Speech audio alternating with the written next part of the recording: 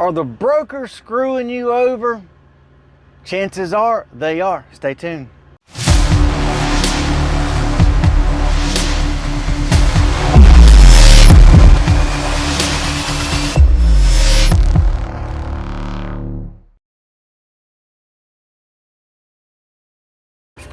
What's up, what's up, what's up, everybody? Trash Trucker coming at you back with another video. I'm here at the paper mill in Big Island, Virginia. Sucks coming to this mill. There's a lot of zigs and zags and twists and turns because guess what? The road coming straight up is not truck route approved. It has a length restriction, and guess what? Your average truck can't go down it. So we have to go way out of route, come back down. If you're coming from this way, you got to go way out that way, come back. If you're coming from this way, you got to way out that way to come back this way. Because the U.S. highway that runs right through it, or whatever this road is, Lee Jackson Highway, guess what? No trucks over, what, 65 feet or something like that. Your average truck is longer than 65 feet. So, yeah, there's that. Anyway, let's get to the topic at hand, y'all. Brokers, freight rates. Freight rates are horrible. I am hearing from way too many people about these freaking freight rates. Now, we're going through some kind of issues with some things like that also. One of the contracts that we have where we were getting directly from the customer, for some reason they started being blasted out to brokers, and brokers are blasting them out to everybody instead of us getting the first dibs on them. Then there's other loads we know we've run.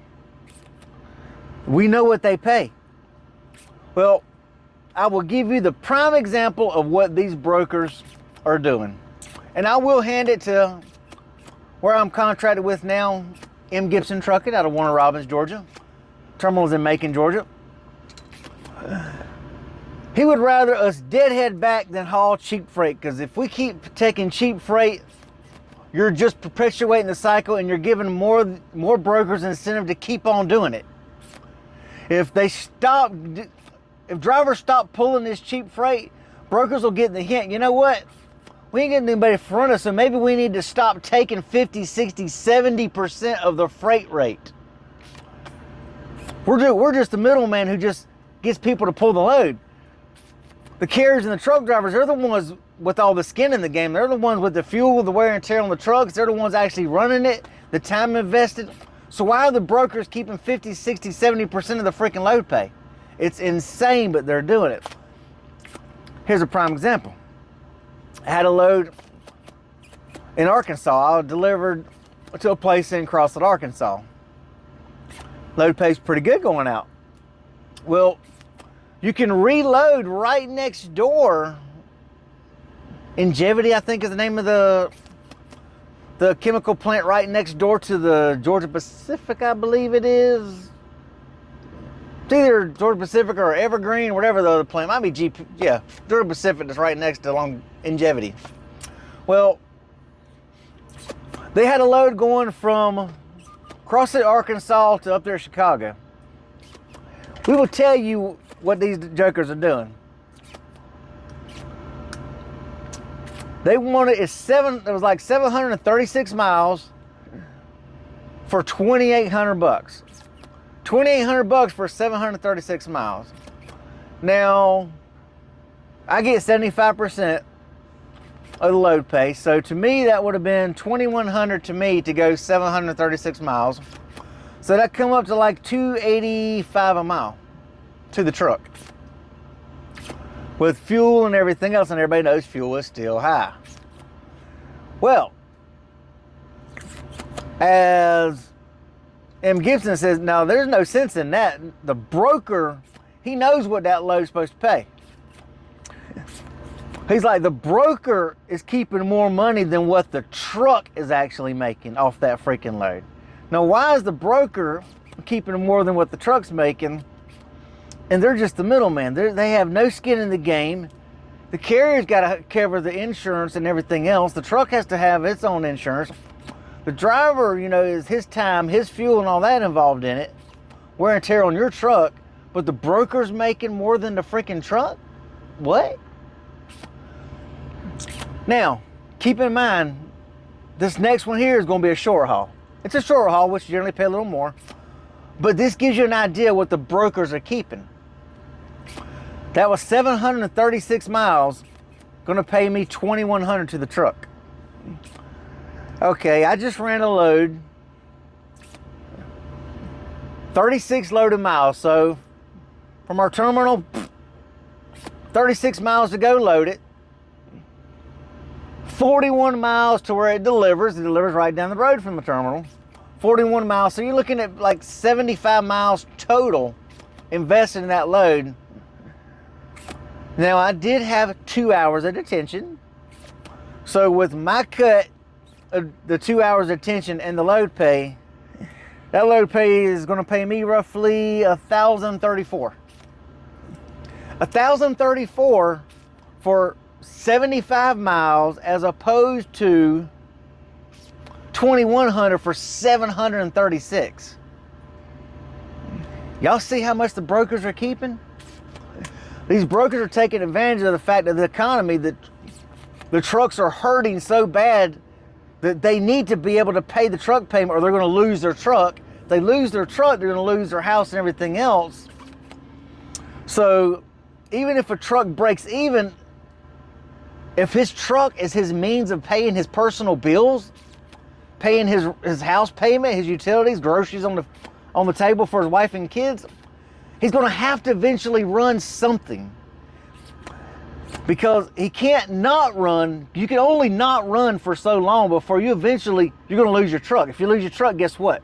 You lose everything. You lose your truck, you lose your house, you lose your freaking, a lot of them, they end up losing their wife and kids because the wife says, oh, I ain't going to stay with a guy who ain't making no money. A lot of these marriages today aren't solid. A lot of these, I'm going to say it, a lot of women, in my opinion, if a man can't keep food on the table, she's gone. There ain't no for better, for worse, richer or poor, sickness and health. These people don't take these vows very seriously anymore like they used to. That is me and my wife, we made it very clear. We here till death do we part.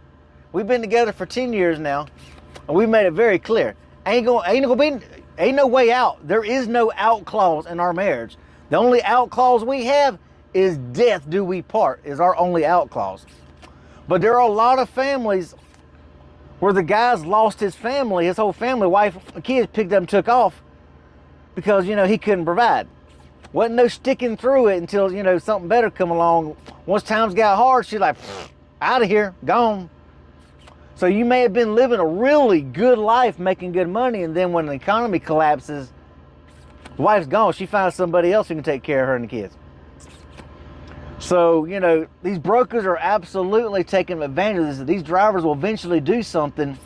They'll haul it, even if they're not making great money, just to try to keep food on the table. Even though they are kind of going in the hole, they may be just breaking even and not profiting a thing, making just enough to pay the truck payment, the bills on the truck, maybe enough extra to barely break even on the house, just enough to keep afloat, but barely. So these brokers are taking advantage of that, y'all. The only way we're going to get this to stop, we've got to stop running cheap freight. More drivers have got to be able to get to a point to where they can say, no, we're not doing this. We're not running this dead, dirt, cheap freight where we're not making money, where we're losing. So y'all, hopefully y'all store up, because times I think are going to get worse, which is why I tried putting money in the bank, which is why I got a second truck to try to make a little more money, to put a little more in the bank. Of course, I spent a lot of it that I had in the bank on my new truck, which I'm still looking for a driver, still looking for a hazmat driver. Anybody knows? Experienced hazmat driver, send them my way. They can email me at Tony@twin1transportinc.com. That's a twin, the number one, transportinc.com. Or they can email the Tourette's Trucker at gmail.com. Either way. But yeah, hopefully everybody has looking forward, or shall we say, thought forward ahead to what this economy is fixing to do. Because these brokers are playing games, y'all. They are messing with truckers' livelihoods. They are keeping so much money that they should not keep. They are absolutely taking advantage of drivers, and the only way it's going to stop if we put a stop to it, y'all. Which is why I deadheaded all the way back from crossing Arkansas back to Macon, Georgia, because we weren't going to take that for that rate. Somebody else can pull it. Which is why loads are going on the load board, they disappear. Somebody takes it, but they're like, no, we can't run it for that. And then they give it back, and then it goes right back on the freaking load board. And then so many loads aren't being covered. Well, that has to happen a lot for these brokers to get the hint. That look, these brokers aren't going to haul, truckers ain't going to haul it for that cheap. We're going to have to raise the rates back up to what it should if we want this freight covered. Because eventually these companies will stop using the brokers if the brokers can't keep the loads covered. So that's what's going to happen, y'all. Hope everybody has had a good, safe, blessed day. Y'all stay safe. Y'all keep the shiny side up, the rubber side down, and we'll catch y'all in the next video, y'all. Peace out.